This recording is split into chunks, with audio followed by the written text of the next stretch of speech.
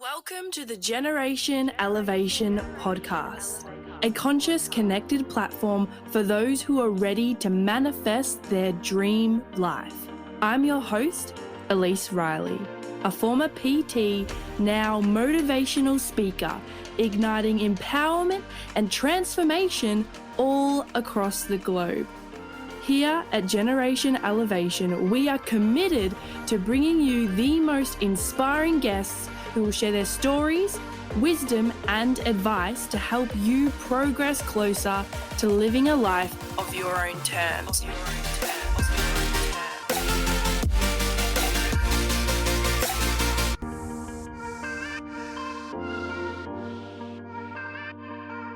Welcome back to another episode of Generation Elevation. Today I'm here with a very special guest who is the co-founder of King Bodies Consultancy, and he's a pro bodybuilder and a loving father and fiance. So with that said, I'd like to introduce to you today Matt King Bodies. Hello, Matt. Thank you for having me on, Elise. Oh, my absolute pleasure. I'm so excited to have you here today. Yeah, no, it's good. It's been it's probably been a while since we've done a podcast. Yeah? Yeah, I did a few. I don't think maybe one last year. Did a few before that, but we were pretty busy last year. So yeah, awesome. Well, I'm excited to do it again. Yeah, I'm excited to have you on here. I saw you in the gym the other day. I was like, you know what? Like, Matt, I really want you to become on my show. Like, we were having a really good chat, and I just said, I think the energy of our conversation together will be just really cool to tune into for the listeners. So absolutely. Yeah. I was excited for it. As soon as you mentioned it, I was like, I'll make it work. Done. Oh, thank you. Yeah. Let's get on there. Yes. Yeah, I'm so glad because early last year, I had Emily come on. Yeah. So it's really cool to have you on here today. Yeah, no, it's good. She's been to have us both now. A bit of a taste of either side. Yeah, I mean, even like we do like a duo episode, I'll have to get like a third mic in and like we do that.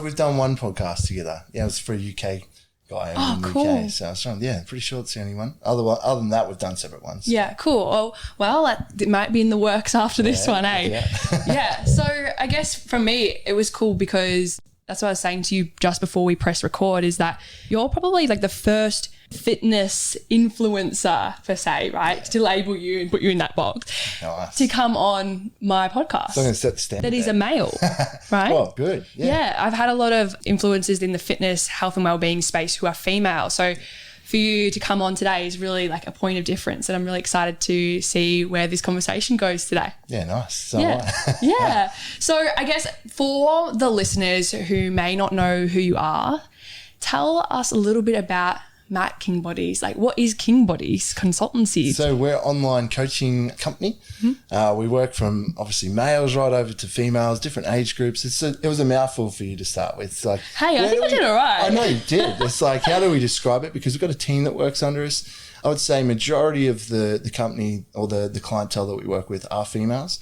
I would say probably 70%, 30% of males. Then we've got a lot of females, young females. We've got contest prep clients, most Gen Pop. We've got a lot of postpartum. So there's a lot we cover there. A lot of fat loss related, just transforming people's health. And more so, all of it, at the end of the day, all of it comes down to education around nutrition.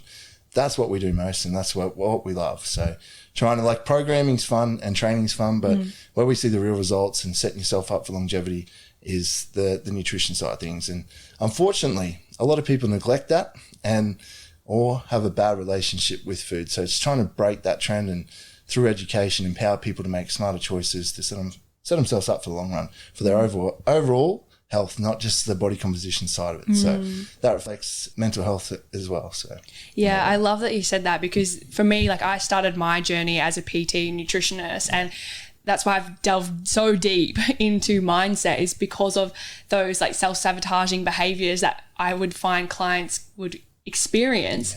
And so realizing the root cause to all of those things or blocks in progress is that mindset. So it's cool to hear. I'm glad that you're in there. It's a big space for you, and we've had this conversation. Everyone's had this conversation, because a lot of the time I'm speaking from my experience and from experience with working with other clients, how I've helped them achieve certain goals. But a lot of the time there is still so many clients, and Emily will say it as well, that have underlying trauma, and it's so hard, like it's out of our work scope. So it's hard for us to comment on that. And without fixing that self-sabotage or that relationship with food that we're trying to fix is it's just not happening. So there's always more to it. And until we can, honestly, we could talk for ages about it. But again, you'll know more than me. This is why we consult to you. Yeah. Well, it's perfect because, it's like that collaborating in that space. And like that's why I wanted you to come on, because your transformations that you get with your clients, with yourself personally, it's not just about like the physical side of things. And any personal trainer, even someone with just like a basic Cert 3 could make someone jump around for an hour and sweat, right? Yes. That's so easy. Someone that's not even qualified could do that. And at the same time, like there's a difference between, like getting that transformation and getting the shreds, but feeling shit. Yeah. And, your health being down the drain, your sex drive, your energy levels, all of the digestion, sleep being terrible. Productivity around work, around your family, or around your loved ones, feeling like shit, being grumpy because you're just taking drastic measures to achieve a certain goal when we can do it differently or a smarter way to approach it. And that's why I really resonated with you and Em and your message, because you really deeply care for your clients and you have that integrity of actually like wanting to make sure they sustain their results, because it's about the lifestyle, not just that end destination, right? Yeah, you hit the nail on the head. It's a lifestyle. It's not a quick fix. It's what we're trying to encourage. Break old habits, introduce and implement new habits, and set yourself up to create that lifestyle we want, to maintain results and live that healthier, longer life. So that's a big one. And like, it's so easy to fall into the trap of social media and be like, look, I want to look a certain way, whether it's female or male, being shredded, and not realizing that the people they're looking to or comparing themselves to look that way for a photo shoot, for maybe a month, for a competition. It's not sustainable. Like you just mentioned before, sex hormones, everything, libido goes down the drain. It's just too much for the body. It's for a particular look for a short period of time. There are, however, the genetic outliers. There's always the people, but you can't compare yourself to them. They look like that for a reason. So it's being able to have realistic goals and being able to achieve that, but also what you said before. The big thing for us is whatever you achieve, being able to sustain it. No, we don't expect all clients to stay with us forever. It might be, I think, 1 year, 2 years, and after that, like they should be empowered with the knowledge, energy balance, and their lifestyle, and how to keep moving more and exercising and maintain the results that they've achieved. To have that underlying knowledge for tracking, for example, to be able to continue what we've taught them down the track. So we don't want everyone to stay with us. Otherwise, it means they're relying on us. And we have like to codependency. I know, on their coach. And we've had times, don't get me wrong, where Emily and myself are like, oh, so-and-so's leaving, I can't believe it. And you build a relationship with them over time and achieve amazing results. And obviously, because they've been with you so long, they're one of your top clients, and we catch ourselves and like, hang on, we've done our job. They're leaving us because they know they can do this without us now. And they're not only for themselves, for their partner, for their kids, their family, they're leading from the front, or even their friends at work. So you catch yourself there and being like, well done. Give yourself a pat on the back. Come here. Well done. Instead of being upset, being like, oh no, I wonder what I did wrong. Yeah. And a lot of the time is we've done nothing wrong. They're ready to go. They're ready to fly. What an empowering perspective. Because I remember like when I was first starting my PT journey, and a client would leave and you'd make that mean something wrong about yourself. Straight away you start analysing yourself. What did I do wrong? Was it attention? Did I not give enough attention? Is there something I don't have as a coach that I'm not giving them? Is it more knowledge? Like, and what instantly changing that perspective, honestly, like that's why we do what we do, to help people so that they don't have that reliance or external codependency on someone else, that they can actually do this themselves, and then therefore the ripple effect and the impact that they will have on other people because of meeting you and learning from you. That's so powerful in itself. And that's honestly how we get a lot of our clients, is through word of mouth from existing clients, talking to family members, getting results, and friends being like, wow, you look amazing, what have you done? And then it starts from there, and they're like, I've had to make these changes, and it's the education I received, and then following these programs and the accountability and support that we provide as well. Yeah, so powerful. And I guess like that's kind of perfect segue into, I guess I want to hear more about your journey and hearing how you have come into the creation of King Bodies and realizing, like, getting into this sustainable fitness way, because like, has this always been your journey and how you've approached training? Yeah, like I've obviously learned, I've made a lot of mistakes over time because I didn't have someone in a position that we are to educate. It wasn't around, it wasn't as big, the online space wasn't as big back when I started. So I'm now, and Emily will talk about, we've done it. We're like, we're here to teach you to not make the mistakes that we've made, all the mistakes. And not only that, there's so many different approaches within the industry, and you know that every coach will coach slightly different. Always the fundamentals are the same, but it's like, we've tried this, we've tried that didn't work. Look, this is more efficient. This approach is what works best. What we've seen over thousands of clients now. So we're in a position to be able to do that. I made the mistakes. Emily's made the mistakes. So we want to be in a position to make sure others don't waste the time, the years that we did, not knowing what we know. So I started off, it's funny, if we go back, I've played professional rugby league. I moved up to the Gold Coast. I was contracted. So I've always had an athletic background. Yeah. And I've always loved training. I've loved the way it made me feel. I was confident because of it. Why did you start training? Because of rugby? Or? Because of sport, yeah. I have a huge sporting background. I was so grateful. My parents said, like, with my brother and my sister, anything that we could play, like it was always football in the winter. There was cricket in the summer. It was swimming. Like, I did swim club as well. So I did like athletics all through school and that. And then I think it was like age 15, I realized I was pretty good at football. And I was making like state teams. I had a manager, like at the time, a manager's chasing me, and NRL clubs. And then I was good at cricket as well. So then I remember my dad sitting me down going, mate, it's at that time you now need to choose. We haven't got managers and clubs like the state club for cricket chasing you, but you're doing rugby league. So now you need to make a decision, because like anything, if you're trying to be successful at something, your focus needs to be completely on that. And I think that's one thing I'll talk about later on in businesses, where you're trying to spin all these different plates. And unfortunately, if you're spinning, well, what's the saying? You're jack of all trades, master at none. So your energy needs to be, if you want to be truly successful and best at that, your focus needs to be on that. So that time I made a decision. And then through the rugby league, loving obviously the competitive side of that and wanting to be better. When we weren't playing, so we call it off season, as like bodybuilding. And in the off season with rugby league, it was trying to make improvements where you could improve your game. Was it speed off the mark for me playing the forwards? Like, I want to be the quickest forward. I want to be agile. I want to have ball skills that other guys don't. So it's something I would continually for myself, not like, yes, it was a competition to be better than others, but it was also for myself to progress all the time. So I had that drive from a very early age to be satisfied with where I was at, but also I knew I could be better. So, and from there, like nutrition, I was only thinking this today, knowing that we're having the podcast. I'm like, I was even into nutrition back then, and my parents would be big on that. Just trying to learn more about how can, like, in terms of carbohydrates, how can I get more out of being better on the field? Like, and we were lucky at the time, rugby league programs had nutritionists there working, not as hands-on as they might be now, or they could have been, but they'd give rough education around food and what foods we should be consuming to get more out of the game the night before, the day before, hydration and things like that. So I had a love for it back then, and just didn't realise it until rugby league finished and obviously bodybuilding took over. So what was that journey like? So, yeah, what stopped you from progressing in that rugby journey, and then how did you find yourself into bodybuilding? So I finished rugby league around 23. I contract with the Titans finished at that time. Did you? Yeah, I was with the awesome. Titans. That was a few clubs. I signed with the Titans when I was 16. Yeah. They moved me off the farm up to the Gold Coast and went into school, PBC.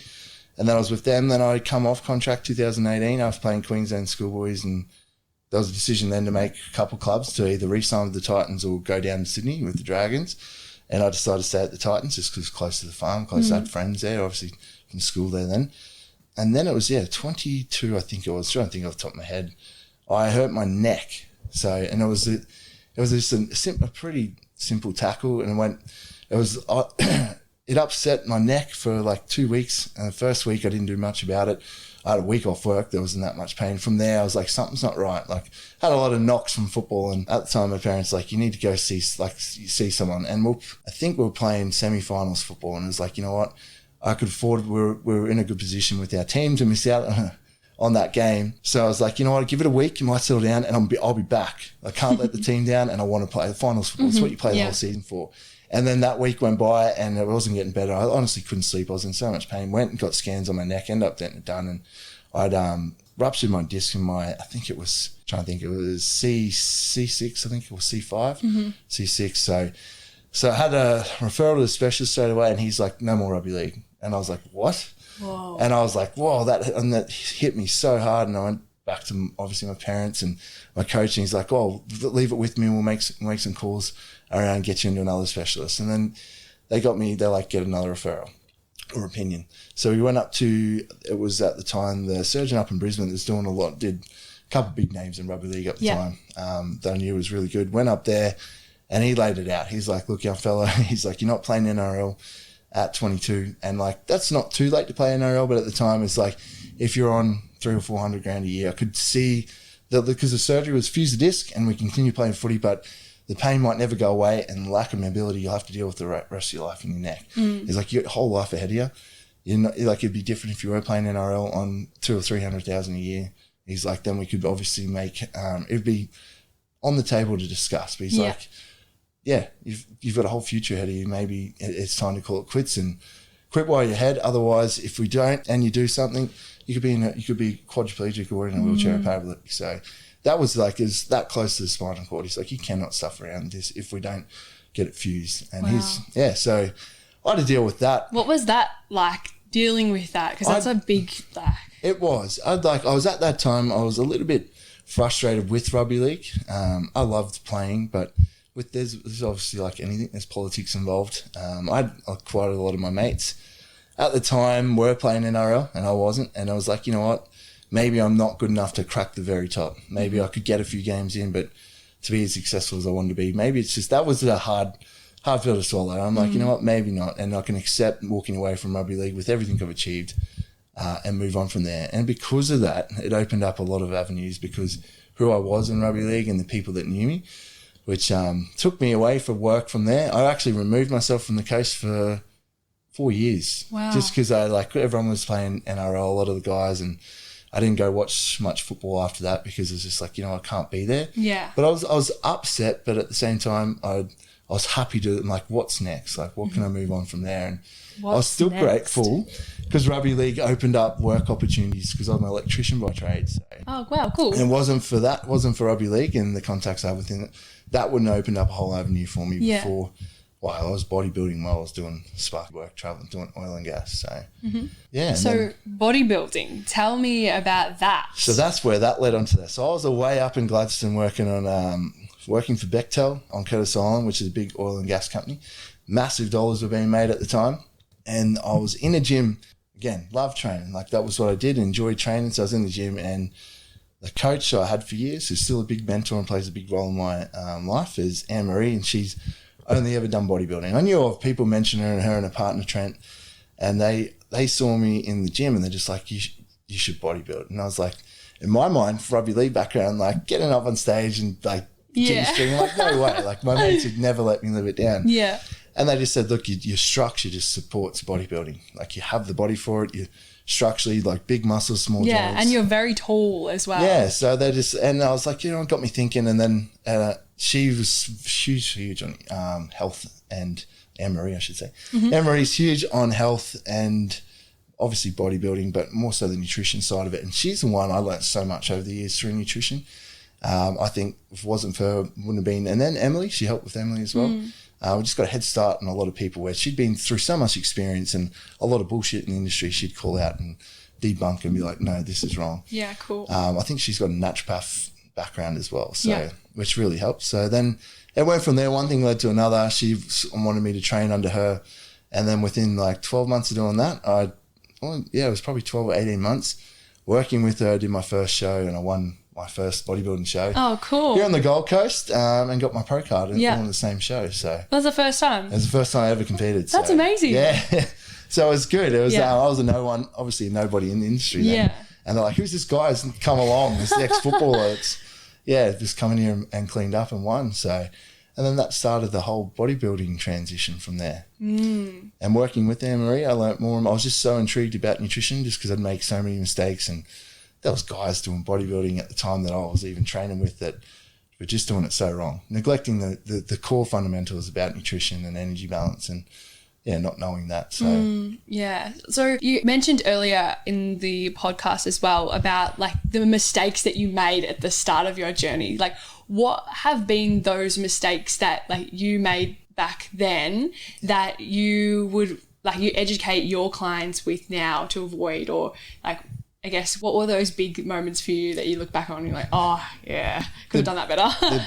So the nutrition side of it still. So it was hard trying to be a bodybuilder and trying to be mid-20s, early 20s, and trying to be social as well. I was single at the time as well, so Yeah. meeting girls. You don't meet many girls being a bodybuilder at home, eating your meals. And a lot of my friends are single, so trying to go out on the weekend. And obviously I wasn't a big drinker then because of my goals with bodybuilding, but it was the only way I could like have fun and go out with my friends, so or to meet people. So it was understanding the lack of sleep, how that affected my performance the following week, and if there was alcohol consumed, how I'd miss meals. So that was the big one. Is like I'd be like so on point for 20 weeks or 16 weeks to win a show and get into condition, and then after that it'd be like, now I just got to eat, and train and all that structure. You'd be so structured, and I wouldn't be going out. I'd be zoned in like to win the show. Like this every day, it's Groundhog Day. You get up, you make sure steps are done, make sure cardio's done, posing's done, meals are met. Along the lower calories, still obviously training intensity. And then the off season come, you're like, oh, I'm going to go on a trip. We're going to go to Bali with the boys. I'm still going to train.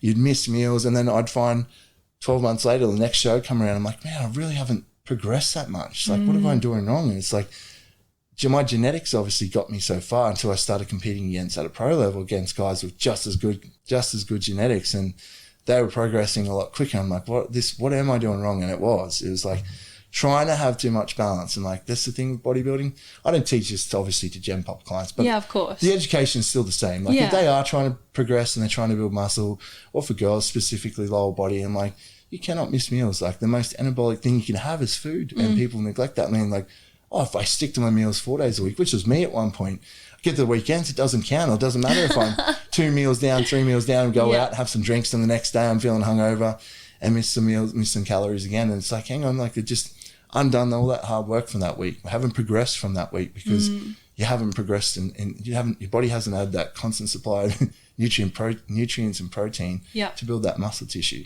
And then, like I said before, the lack of sleep, the late night would affect my training performance that following week. And if we're trying, if we're trying to build muscle, we need to progress with like progressive overload. Yeah. So it all intertwined together and started to really affect my progression or the results I was trying to achieve. So that's something we teach now. Yep. Obviously, bodybuilding to a Gen Pop is a big difference, but it's still the same principles. They're not going to be training as much or the intensity or as much as I am and being probably as obsessive as I am with it all if they're not trying to get on stage and win pro bodybuilding shows. Yeah, of course. So do you still compete? I do. Yeah. So I had 2020 off because I was ready to rock and roll 2020. I won 2019, I won 2 big pro shows, one in Australia, one over in Europe.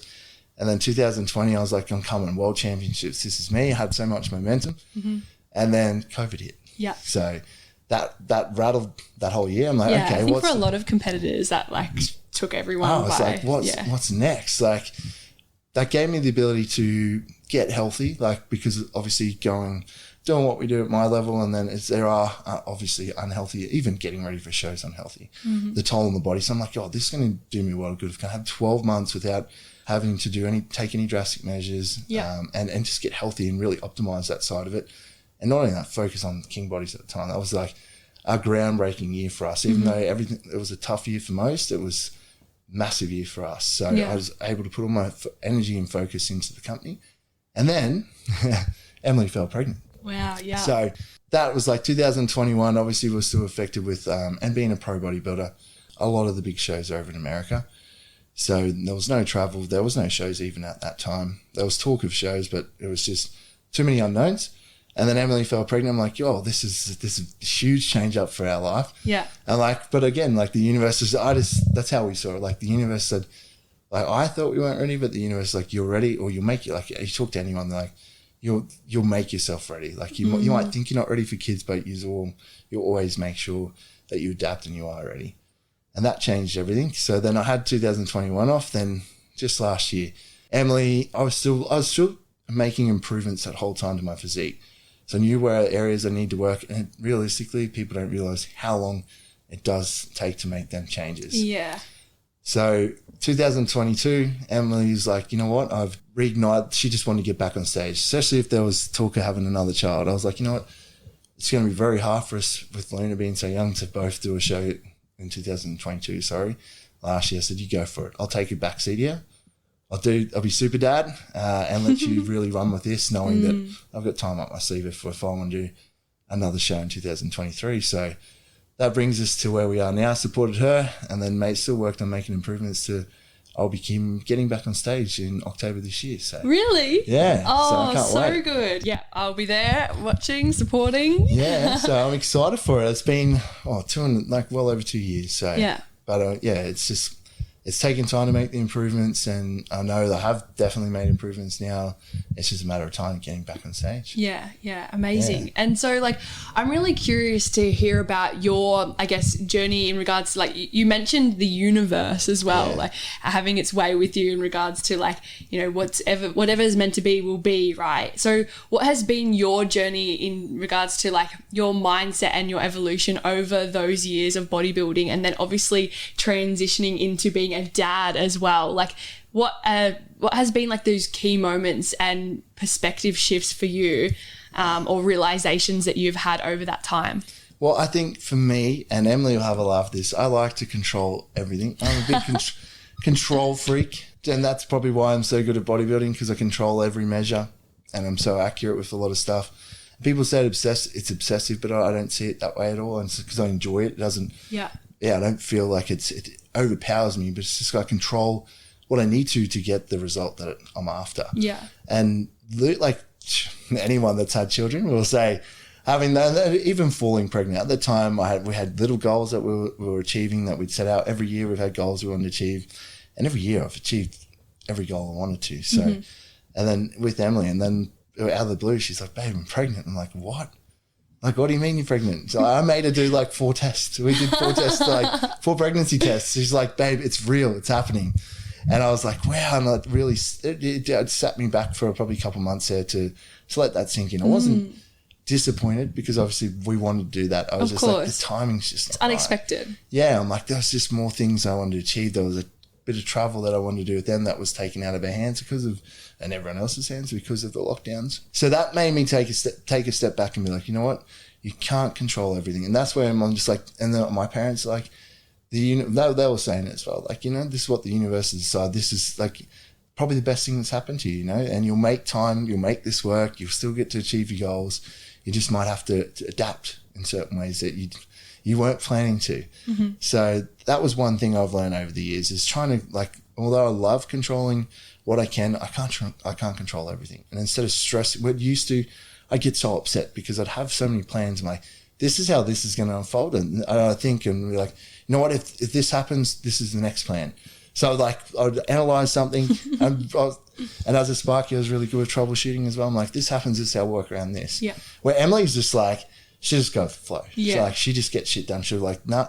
And I'm like, have you thought of this? She's like, no. Well, why would I think of that? I'm like, this could happen. Like, what would you do then? And she's just like, I'll work it out when it comes to it. Where I'll have like 3 different plans. If that happens, okay, we'll move on to this one. So, but with that brings a lot of stress, and that can affect your body. And you know that, like, with what we're trying to achieve, to get the best results, you need to be in a nice, happy state, a relaxed state. Of course. Just like that, you want like flowers and that to flourish. You want the environment, everything around it to be calm, and all the nutrients there for it to flourish. So then that's big with bodybuilding. The best bodybuilders are quite relaxed people. And Emily used to be on my ass about it. She's like, babe, just take a step back. You know, maybe you're not progressing as much as you want, because there's so much resistance. Like, just let it be. Control your actions, and that's all you can. And that's what I've learned. I'm like, you know what? If I can control my actions, other people's actions I can't always have control over. I can still have backup plans here and there, but it's just being able, like water, you know, go adapt, go with the flow. If we need to move one way, we move around that, not obsess over that. Why? What happened? How did I make that mistake? You know, I was like, how didn't I think of that? And then Emily's like, you're not meant to think of that. You didn't see that coming, you know? This is how we work around it. Move past it. Don't, because I would be stuck on something going, why didn't I see that? Could I have seen that coming? Could we preempt that and had something in place, instead of being like, you know what, it's happened now. How am I going to get around it? Done. Let's move around it. Let's move forward.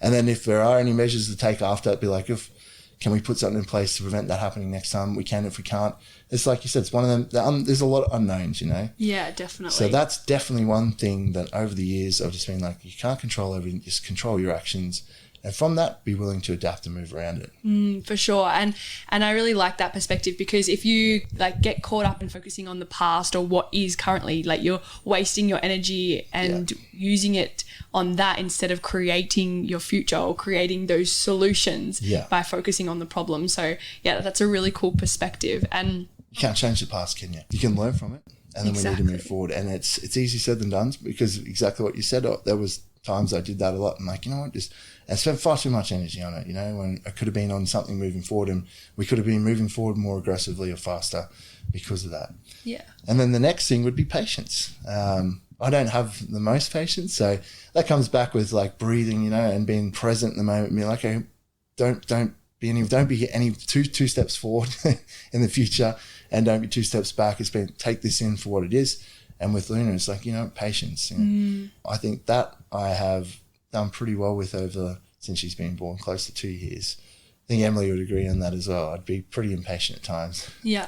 Yeah. Well, even on that as well, especially like going back to results and bodybuilding and like changing your body composition, a lot of people listening probably resonate. Like they have a goal in mind. Maybe they see someone on social media and they go, I want to look like that. And they've started that process of like nutrition, training, like sleep and all of the things. And then they might be feeling like, oh, like I'm not really progressing as fast as I wanted to. Like what would be, I guess, like what's, first of all, your experience, especially from a male perspective, in regards to like comparing yourself to other people and their journey on social media or just in the industry in general? And then the second part to that question would be like, what would be your advice for those people listening who do struggle with like comparing themselves and having that that not lack of patience, but maybe feeling a little bit impatient, wondering why they don't look like those people that they see? It's a good question, and I've done it. I know I don't do it anymore, and something I've had to work on, because when I became a pro, I started obviously comparing myself to other pros, and I'd just be like, I'd see them in the off season, and I'd be like, how are they staying so lean?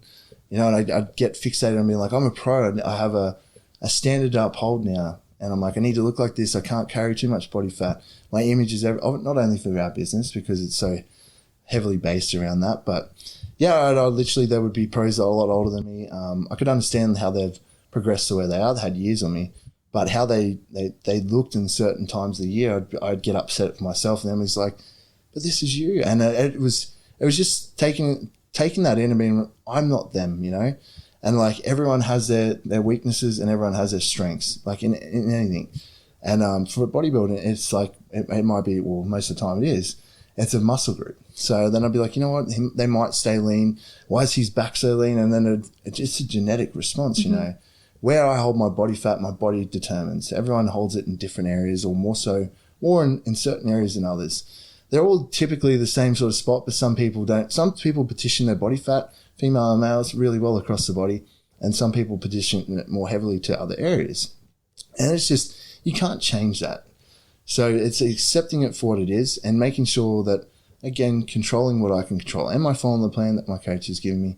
You know, stop looking at it. Like, it only brought me, I guess, resistance, like huge stress. And again, like, how's this helping me watching, like, how about I am who I am on social media, and there's things about me where my midsection stays lean majority of the time. And Emily will be like, that's a win for you. Like, no one's looking at your back on social media. You might hold fat on your hips, and that's where it makes you feel uncomfortable at times. And you petition more there, but your midsection, you've got abs all year round. So, and it was just like seeing it for what it was. I'm like, yeah, that's one of my strengths, you know. We can't have it all. There again, they are the genetically blessed people. There's not many of them, you know. Yeah. Be careful, like when you are comparing yourself to them. That's them for a reason. Like, I guess models as well. Their beauty, like that's them. You can't compare yourself to that. There's so many strengths about yourself that you need to realize and be like, you know what, I love myself for this. And when I stopped focusing on other people, which I think everyone has at some point, I was able to focus more on myself. I was able to be content and happy with who I was, knowing I was doing everything in my power to progress and make improvements where I can. And by doing that, I truly believe my body responded so much better. I know this conversation will have Emily a lot. I think Emily's a little bit hard. This is like literally had a conversation like the last 6 months. I'm like, she's uncomfortable at the moment. She's doing things that she's hasn't had to do before in order to make progressions for what she's trying to achieve. that uncomfortable zone, and she talks about it a lot. I'm like, well, now you're living it. Yeah. I'm like, now, Ooh, and yeah. she's embracing it, but there's times that I've seen it like, it happens. We're human. Comparing and like, oh, why is this? Why am I doing that? I'm like, you actually look good. Look for like, and again, finding like little wins about her that I'd see. I'm like, you've been in this position previously and you didn't look like this. You had this. This was an issue back then, you know, like look at the wins that you're having here. Yeah. And remember what we teach others, you know, now you're living it. So it's probably, it's good for you. And I'm like, now I'm having the conversation that you used to have with me a few years ago.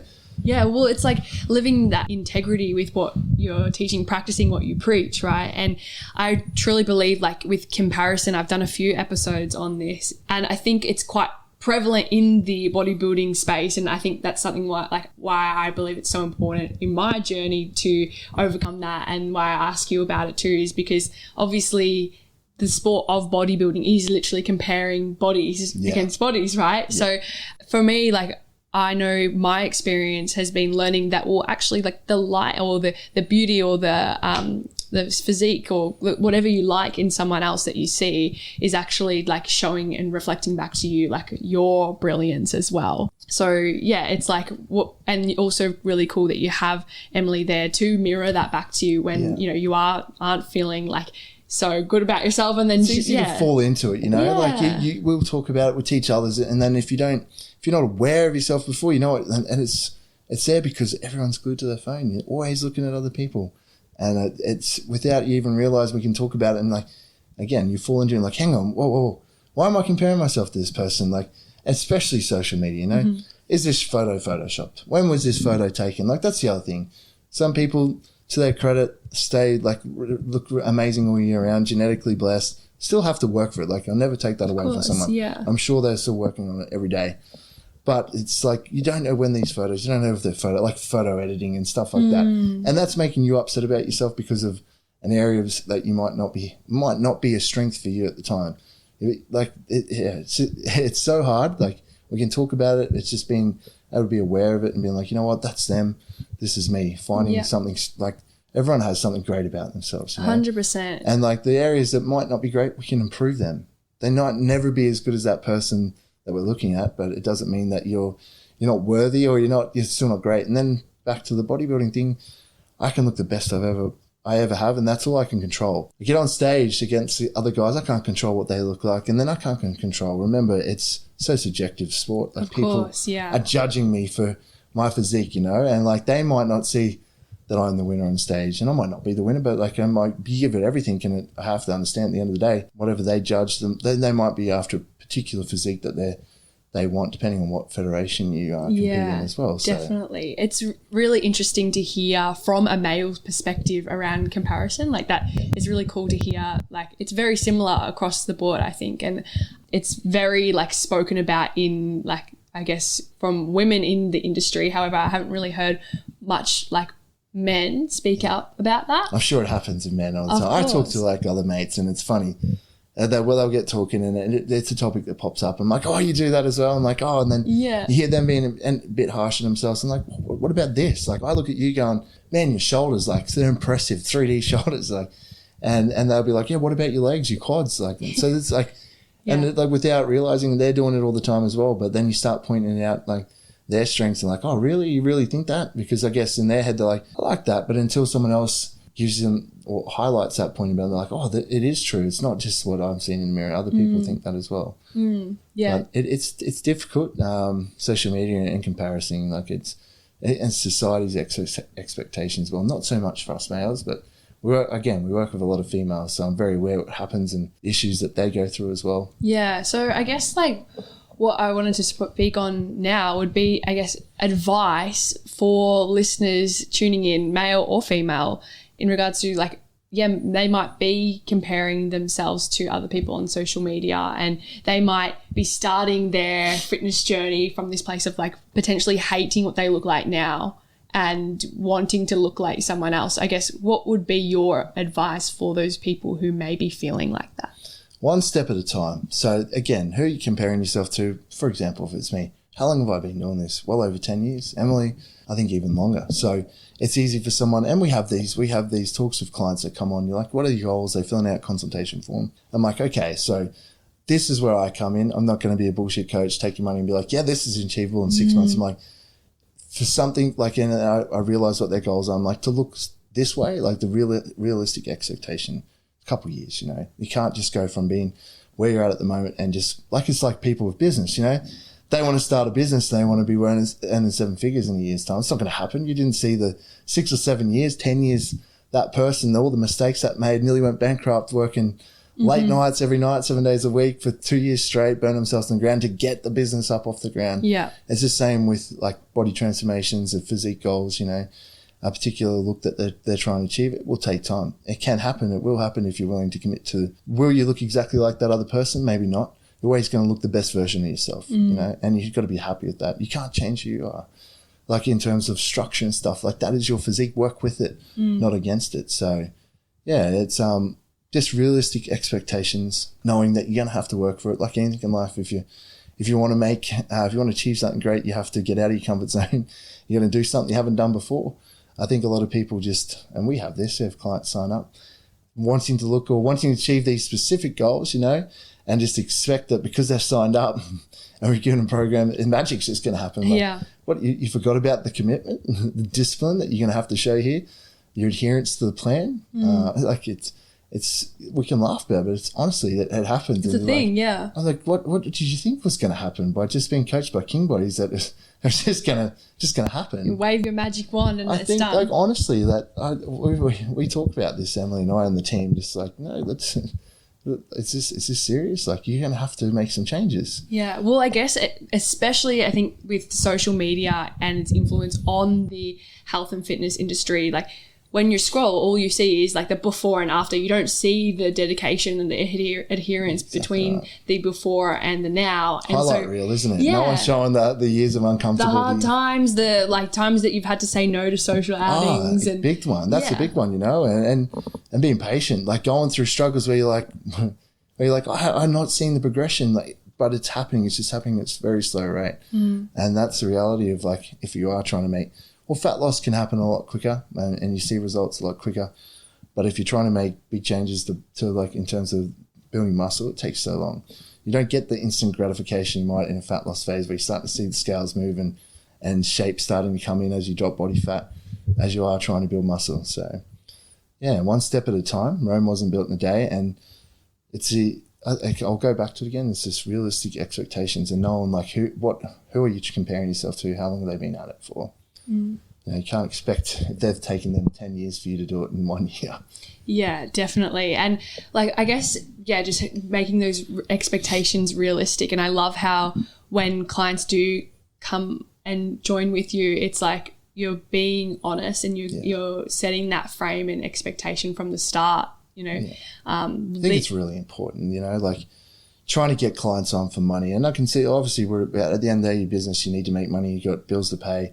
But at the same time, it's bad for business if you're promising a client results in 6 months that are just unrealistic just to get the money from. Like, if you can be realistic with them and teach them that's going to be slow changes and this is how we're going to do it, show them the process, break down the process, give them constant goals to focus on, and they're going to stay with you in the long run. Like, this is how it's good for business. Not going to be upset where you just fed them bullshit to get money from them. Like, man, like obviously they go and tell people like, oh, they're full of shit, promising this and promising the world, and I haven't made any. They get upset. It's a bad service straight away. So if you're able to be honest and build that relationship with them, provide the support, provide the structure in order to achieve the goal, and they achieve the goals as slowly they can see their progression happening or the changes happening, then it's good for business. They're telling their friends. Like, and it's good at times because we see ourselves all the time. If it is, let's say, physique goals, that you don't see the changes unless it is fat loss related, where you start to see them quicker.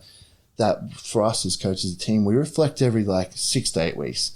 We're like a little photo layout and being like, look where we were 6 weeks ago. Look at whether it's scale, weight, or reflect it, visuals to be like, look where we are now. So, and it's always like, oh wow, I honestly wouldn't have seen that. And it's like, yeah, sometimes we need to stop and reflect at how far we've come in just the last 8 weeks. Yeah. So they can see it for themselves. It is happening, you know. It's a reminder to keep going. Yeah, I just got a visual of like climbing a mountain, but just like stopping at every like couple meters or so just analogy, to look you know? at the view. You could just be climbing, it just all looks the same, and you're just like feels like you've been climbing. Why am I doing this? Yeah, climbing for hours, and you look back and you realize how far you come, you know? Yeah. So that's a great analogy. Definitely. So Matt, I'm curious to know, like, what is your mindset going into 2023 this year? And like, obviously you're competing in October.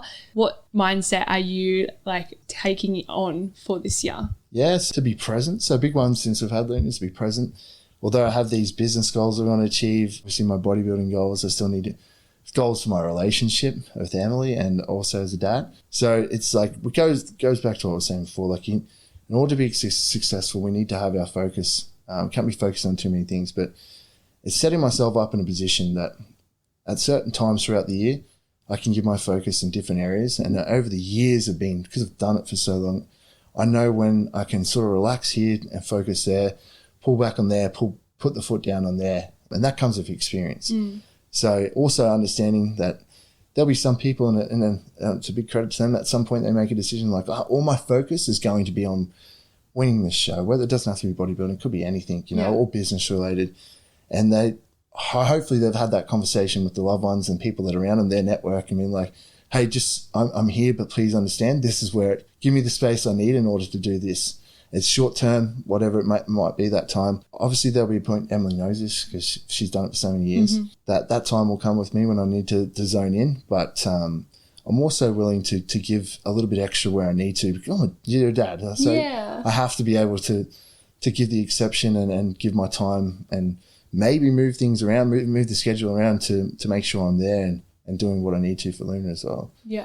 So it's bodybuilding. I've got a big goal to get back on stage, to see the improvements that I've made. Whether or not I win or not, it doesn't matter. Obviously, I want to win. I'm competitive. But at the moment, I'm just excited to get my physique back up there and to look back on how much I've changed in the last 2 years. And then, just try and improve being a dad. It's obviously learning a lot. Yeah, definitely. Children. So every 6 months, as she develops, it brings different challenges with it. So... just trying to learn as we go. And then for Em, just making sure that on top of all that, I'm still giving her the time and energy she needs as well. Because I think sometimes the relationship gets put on the back burner. And we've had that conversation. You've got so much happening in your life and like, she's there. She doesn't need attention. Our relationship doesn't need attention. It's not going anywhere. Well, so many people can get like caught up in that, you know, especially when you've been with someone for so long. We literally just did a couples workshop. How was that? On Sunday. Amazing. So just one of those things, like not really having issues. Yeah. No more than not a normal relationship. Just growing together. It is, and working on communication skills, understanding different love languages, and we're so different. So it was identifying what are our love languages. Taking the time out, it was a whole day. It was through friends that I know and done work with before, which they had a really good setup with there was 20 other couples there. Yeah.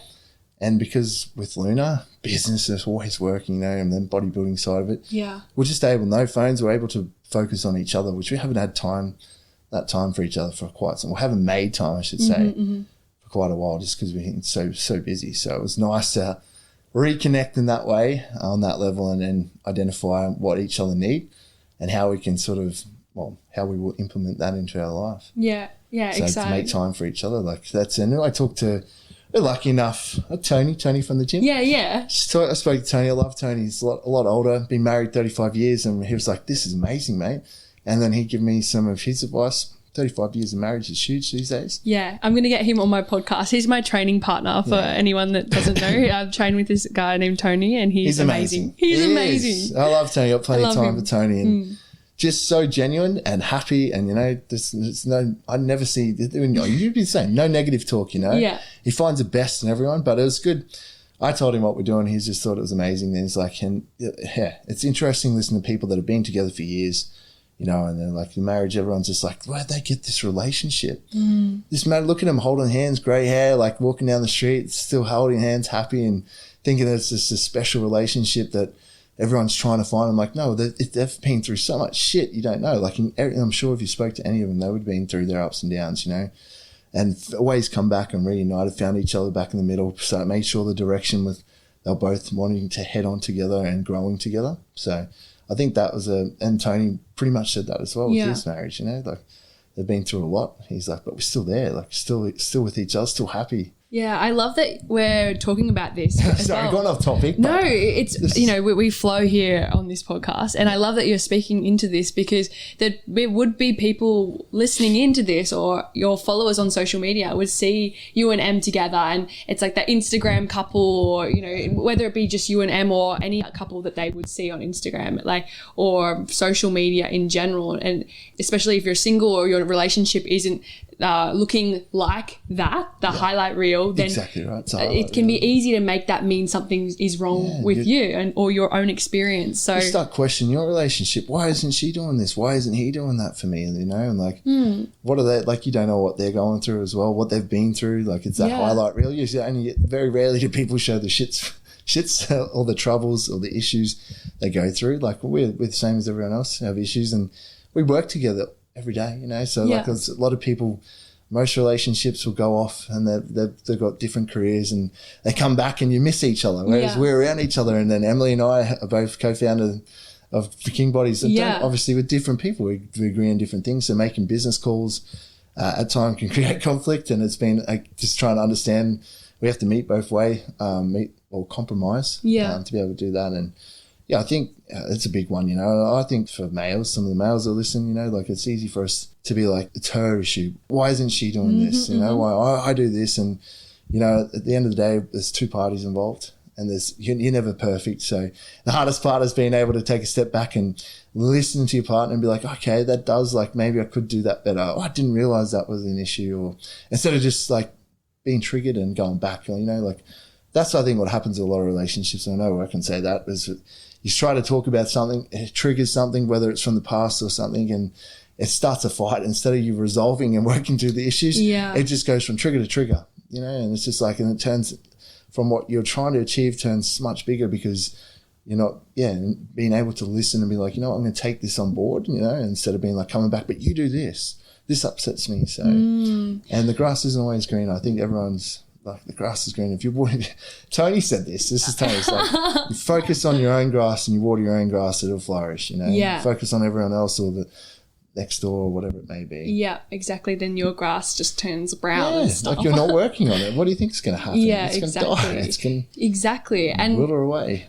I'm really curious then to know, like, for people listening in, because I think I was actually going to, for some reason, ask you about this the other day. What would be your advice or your biggest lessons that you've learned through your relationships, whether that be with Em or past relationships as well? And especially, like, just, being in the fitness industry and obviously from a male perspective, what has been your biggest lessons that relationships have shown you? Yeah, so I'm not a guru by any means. Of course, but that's okay. This is only my opinion and what I've had to work through. Just bringing baggage from past relationships, because most people have all been through different relationships. All of us have been hurt at some point, you know, but understanding each relationship, and Emily, we were talking about this the other day, has brought you something, has provided you something. Tools, like, whether you saw it at the time, but it's set you up. They gave you what you needed for that period of time, then to move on and not bring it into a relationship. It's not fair on the other person. You need to be able to start and give that person a clean start or a clean slate to work from and grow together. I think for us, is the person you fall in love with the big one is, like, there's something that's attracted you to them, whether it's, most of the time it's their values, I would say. Obviously looks are important, play a role, not everything.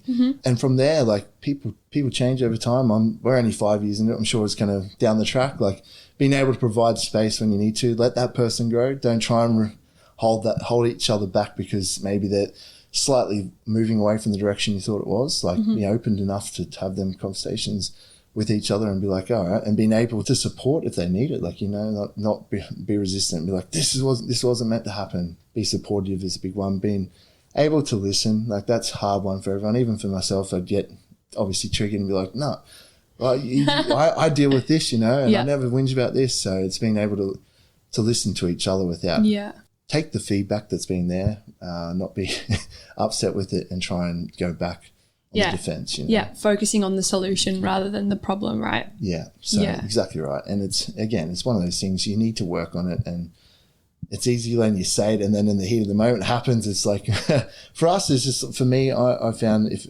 maybe just removing myself, being like, you know what, anything said at this point, I'm clearly triggered, identifying that I am triggered, and just being like, give myself 10 or 15 minutes instead of saying something you don't really mean, that then can cause more consequences down the track, just because it's out of here, the moment, out of anger because you've been hurt, then you're trying to inflict hurt as well. So. So more of a response than a reaction. Yeah, be careful of the response, like at the time it mightn't seem that big of a deal, but depending on what end you are, like you're on the receiving end, maybe it is a big deal, So, and then it's even questioned, like, did she mean that or did he mean that when we're in the heat of the fight? Was it true? Is that how he really feels? Or was he saying because I've accidentally triggered him and he's just trying to get back at me, So just to wrap that up, it's like you're saying having that presence, being able to listen, and then having open communication. Communication's everything, isn't it? Being able to continually work on that, not think something's great and it's never going to change. You need to, like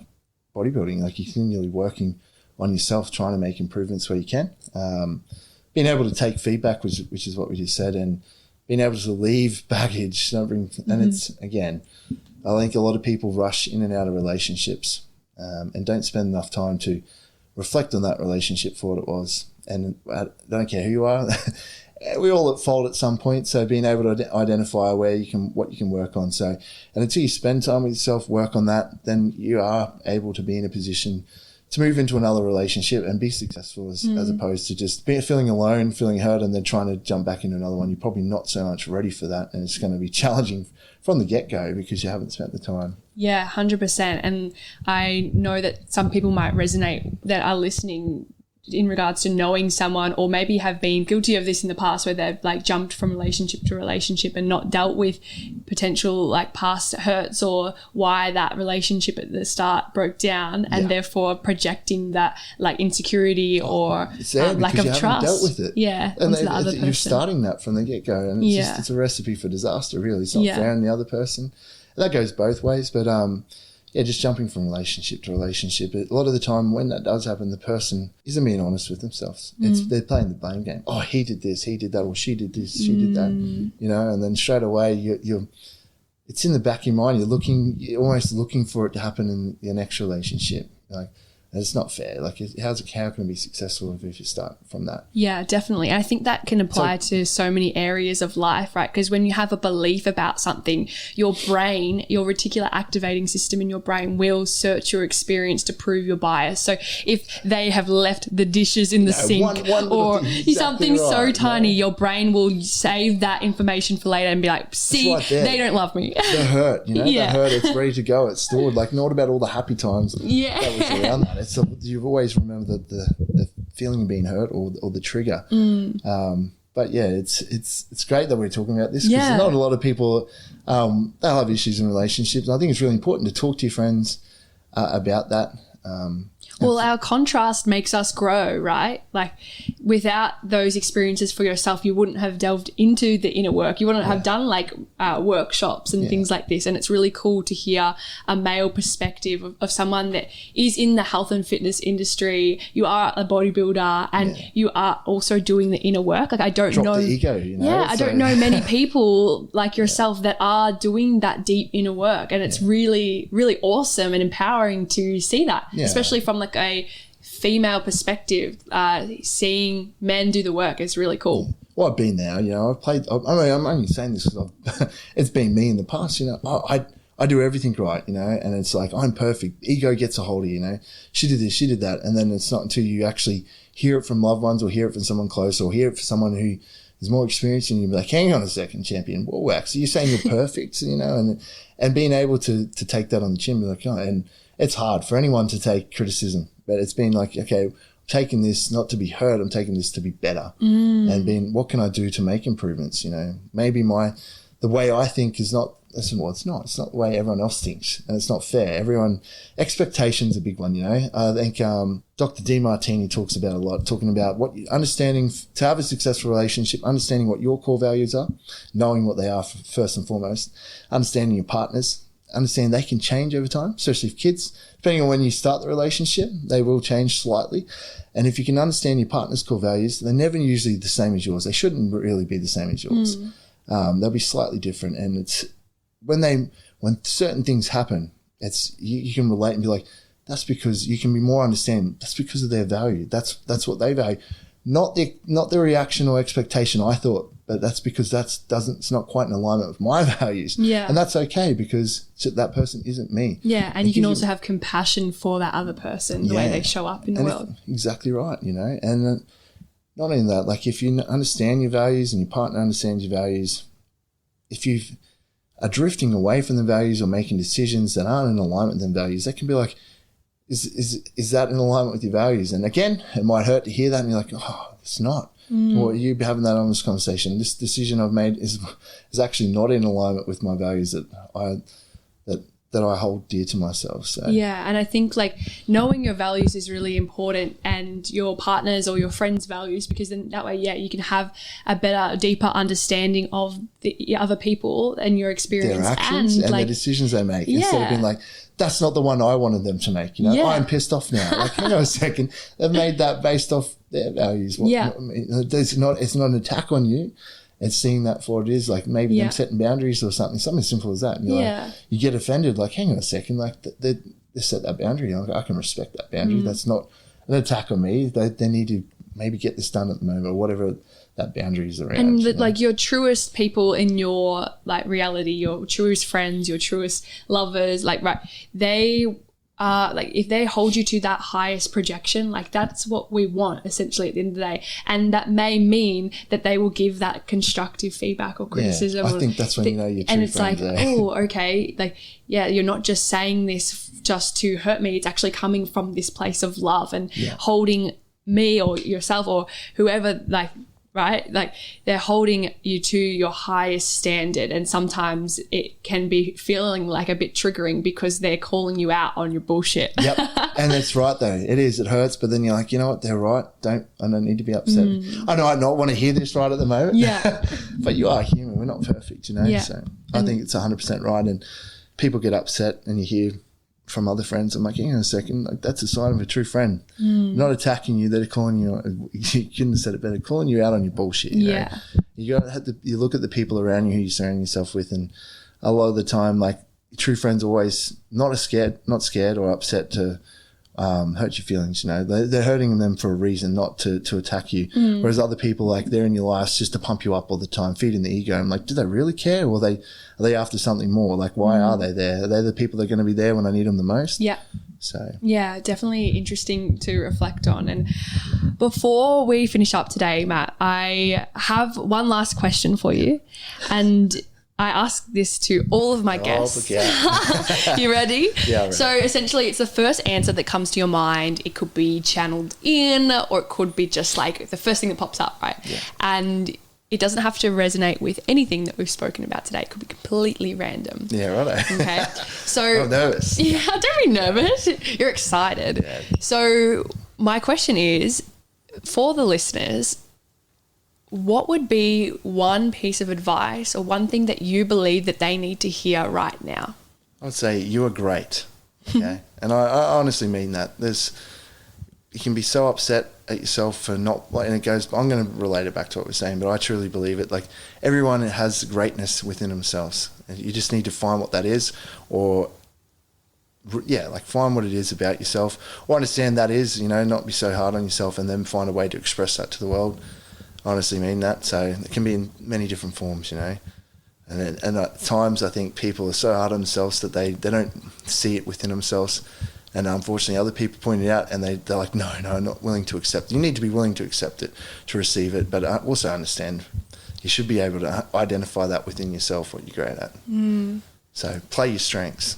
I love that. So when someone compliments you, saying thank you rather than like rejecting that. Isn't it strange? I've been here. I've had this conversation with people who obviously get compliments about my physique, and sometimes it makes me feel like I tried to change the subject, and I'm like, and then you talk to people like, why are you funny about that? You work so bloody hard to do that, and I quickly try and find a compliment about them, or try to identify something that I really like about them, instead of being like, it's okay to accept a compliment. I don't know what's conditioned us over the years in society to not be okay to take a compliment. But it's so true that you brought that up.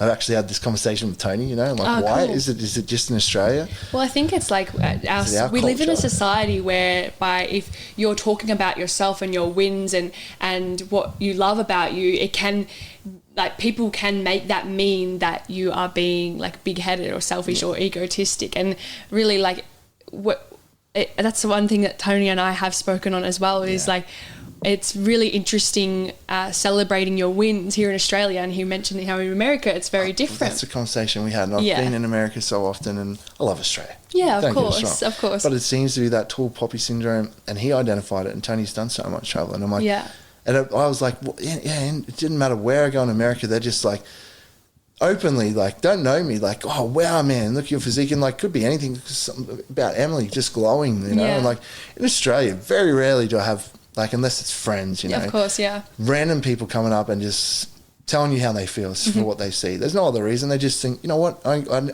to make it, go out of my way to make that person like express what I'm seeing about them, you know? And I think maybe in Australia sometimes, especially if it comes from the opposite sex, you're like, you start to think, what was that about? Instead of being like, seeing it for what it is. Like a male expression, as long as it's never in a creepy way, Of course, depends how it's expressed. But even for a male receiving it, it's like, accept the compliment. It's a compliment, and it makes you feel good. Okay, it could make you a difference between having a shit day and having a really good day. Someone going out of their way to make to provide you a compliment. Okay, so if you're listening to this right now and you're just about to start your day or you're going about your week, whatever, I encourage you, if someone gives you a compliment, to fully receive it, not to divert the conversation to somebody else. Or it's okay to accept it. Why not?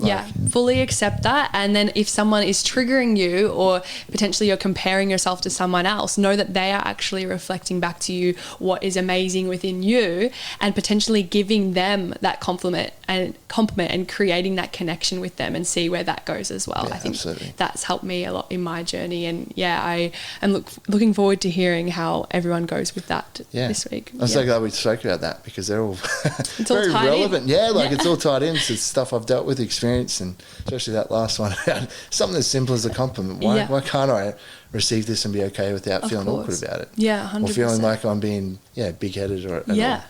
So, Matt, where can my listeners find you? We are, if you were to Google King Bodies, you will find us. That is, find me on Instagram, Matt O'Reilly _King Bodies.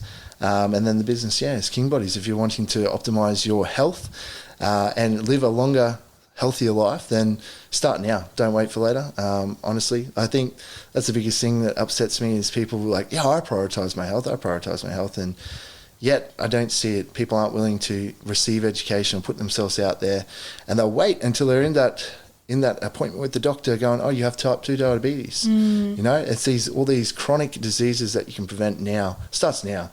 And even if you're in your 30s, 40s, you can still reduce the chance of that happening in the long run. It's never too late. Yeah, by focusing on nutrition, education around nutrition, and moving more and exercising. Yeah, amazing. Well, thank you so much for joining us here today, Matt. It's been an absolute pleasure. I'm so glad we covered so many topics, and I'm sure the listeners have loved hearing all about you and your story as well. I appreciate it, Lise. Thank you very much for having me on. Thank you for being a part of the Generation Elevation community. If you enjoyed today's episode, make sure to leave a 5-star rating, written review, share, and tag me on Instagram at elise.riley. Until next time, keep loving, keep learning, and keep rising.